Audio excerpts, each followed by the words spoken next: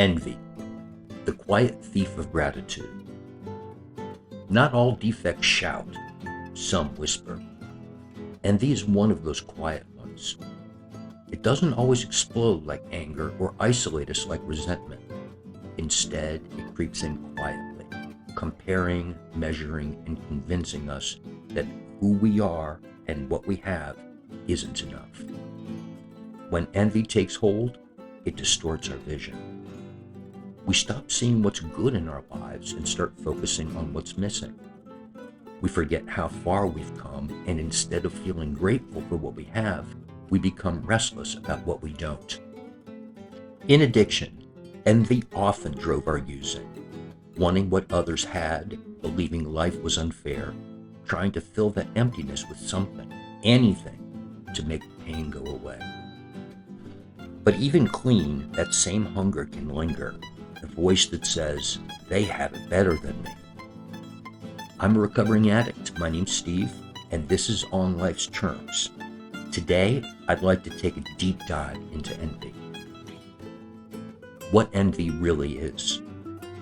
Envy isn't just wanting what someone else has.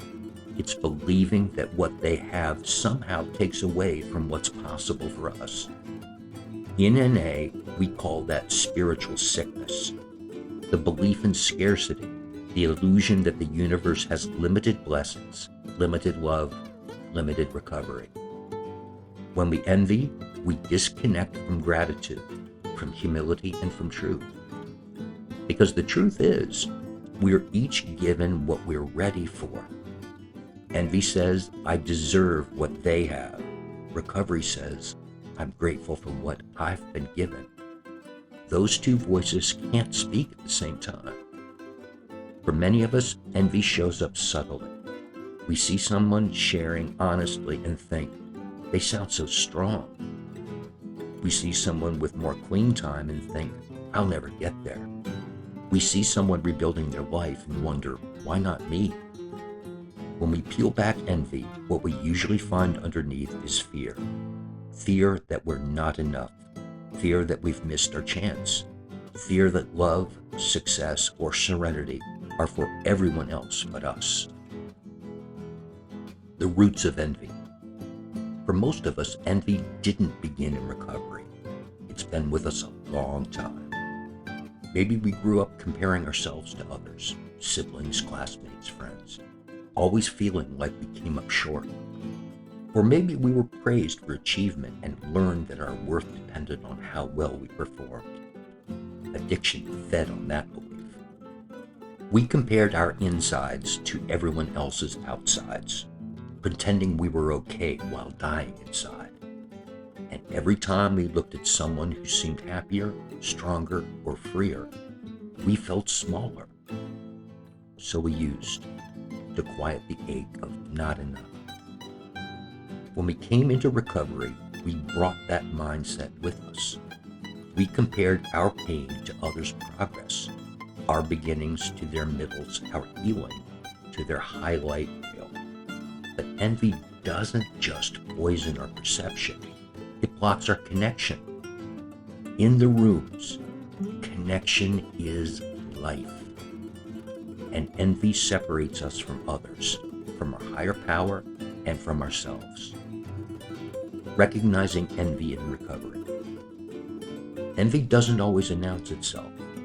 It hides behind frustration, judgment, or even withdrawal. It sounds like, I just don't like that person. They think they're better than everyone. She always gets the attention. Or, I'll never have what he has. But the steps teach us to look deeper, to ask what's really going on. When we feel the sting of comparison, we can pause and ask, what is this showing me about me? Often envy reveals what we value or what we've been neglecting. If we envy someone's peace, maybe we've been avoiding our meditation practice. If we envy someone's service, maybe it's time we reach out to help. If we envy someone's honesty, maybe it's our turn to share more openly. In that sense, envy can become a teacher, not to shame us, but to guide us back toward action and growth. Recovery doesn't ask us to be perfect. It asks us to be aware. Awareness is the first crack where the light gets in. Turning envy into gratitude. The cure for envy isn't pretending it's not there. It's gratitude. Gratitude shifts our focus from what's missing to what's here. It reminds us that every single day clean is a miracle and that no one can live our recovery but us. When we start listening what's good in our lives, the people who love us, the chance to start over, the gift of being alive, envy loses its power. We can't hold envy and gratitude in the same heart. One will always push the other out. Service is another antidote. When we reach out to help someone else, we stop counting what we lack and start recognizing what we have to give. Because envy shrinks our world, but service expands it. And humility helps too. When we remember that everything we have, even the desire to stay clean, was freely given, envy softens. We realize we don't own our blessings. We are entrusted with them. The role of the steps. In NA, the steps give us a roadmap out of envy.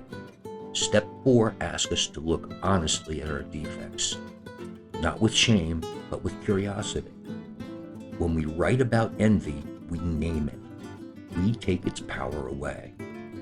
Step 6 invites us to become willing to let it go, and that willingness is everything. Because defects lose their grip when we stop defending them. In step 7, we ask our higher power to remove what no longer serves us.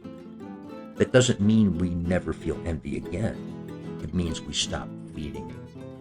We start noticing sooner, surrendering quicker, and replacing comparison with compassion. And when we share about it with a sponsor or in a meeting, we discover we are not alone. Others have felt the same ache, the same restlessness, and they found freedom through honesty, humility, and faith. What freedom from envy looks like. Freedom from envy doesn't mean we stop admiring others. It means we can celebrate their success without feeling smaller ourselves. It means we can see someone's blessings as proof that miracles still happen, not evidence that we've been forgotten. When envy fades, connection grows. We begin to genuinely wish others well, not out of obligation, but out of love. Because the truth is, what we envy most often points to what we are meant to grow into. When we replace comparison with curiosity, resentment turns into inspiration. We stop asking, why not me? And start asking, what can I learn from this?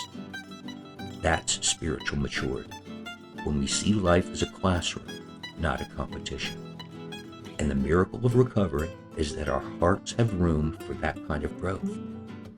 Envy shrinks the soul, but gratitude and grace expand it. Living in gratitude and acceptance. Each day we get to choose where we focus. Do we dwell on what's missing, or do we thank our higher power for what's here? When we practice acceptance, envy has nowhere to live. Because acceptance tells us this is exactly where I'm meant to be right now. Not ahead, not behind, right here, growing in ways I can't yet see. The longer we stay clean, the more we realize recovery isn't about getting everything we want. It's about becoming grateful for what we have. And when gratitude becomes our foundation, serenity follows naturally. Our journey is uniquely ours. The lessons we've learned, the pain we've endured, the miracles we've witnessed, they're all part of a story no one else could live. And that story has purpose. Walking each other home. So when envy shows up, as it sometimes will, pause. Take a breath. Remember that recovery isn't a race or a competition. It's a shared journey of becoming whole together. No one's ahead, no one's behind. We are all just walking each other home. Every clean day, every honest share, every act of service adds another link to this unbroken chain of hope. Let gratitude replace comparison and humility replace pride. Because when we live that way, envy doesn't stand a chance. We don't have to envy anyone else's path. We just have to walk ours with honesty and love. And when we do, peace becomes not something we chase, but something we carry. If this message speaks to you, subscribe to On Life's Terms on YouTube, a channel created by and for addicts walking the path of recovery.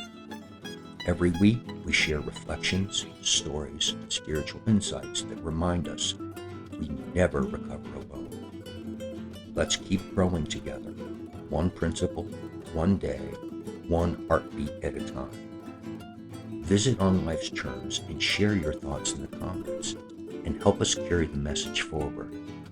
Because in recovery, what we give away always comes back stronger.